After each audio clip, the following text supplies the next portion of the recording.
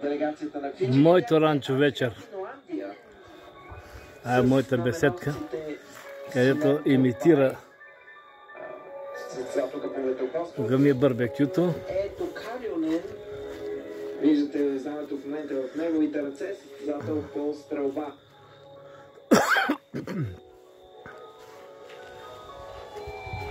И къщата. И последната делегация от тази част на парада на нациите е Габон.